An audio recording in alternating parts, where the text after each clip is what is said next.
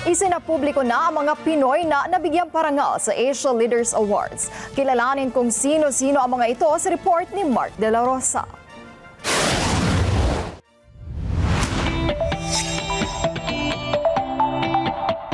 Ipinakilala na sa publiko ang mga Pilipinong nagkamit ng prestiyosong Asia Leaders Award na ginanap sa Manila Hotel noong Lunes, November 20, 2023.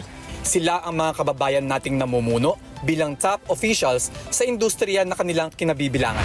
We have selected 20 in the different fields of the industry. Of course, the qualification is number one nga is integrity.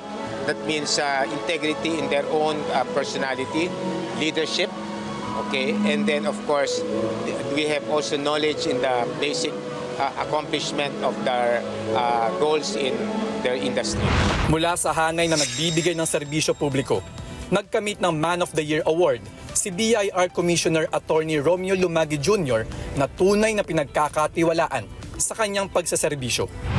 Efforts na ginagawa natin ay para makapagsilbi sa publiko. So it's a testament to the hard work and efforts, not just for myself but also for the entire BIR. Kasi naman hindi ko rin naman kakayanin na magawa ang lahat ng nagawa natin kung hindi rin lang dahil din sa tulong ng mga tao natin at mga empleyado natin. Isang public servant din ang nagkamit ng Woman of the Year Award dahil sa kanyang paninilbihan sa iba't ibang sangay ng gobyerno. Despite all these roles, which are very difficult, you still are expected to give your very best with passion to the kind of work that you have. I feel very much privileged that I was given this award of being the Woman of the Year. Food business naman ang naging puhunan ng isang entrepreneur para makatulong sa kanyang komunidad na naging daan para kilalanin bilang Woman of Substance.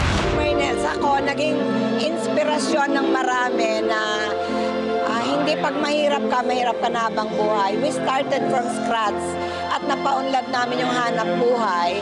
At sa ngayon, marami kaming natutulungan ng mga tao through employment. Woman of Substance din ang award na ibinigay sa celebrity gamer, cosplayer at content creator na isa sa mga dahilan na nagpalakas ng esports industry sa bansa. As a community, we're able to shed light on the gaming industry here in the Philippines and actually bring honor to the Philippines by winning tournaments all over the world. Sa sektor naman ng agrikultura, isang kumpanya ang pinarangalan dahil sa advokasya nitong palakasin ang financial literacy sa mga magsasaka. A lot of farmers, they get into the business but they don't know if they're actually profiting or if they're actually losing money. So through the financial literacy program, alam nila kung paano mag-bank, they know how to make use of their money, they know how to balance their expenses. At si Net25 President Cesar Vallejos, pinarangalan bilang Influencer of the Year for Media.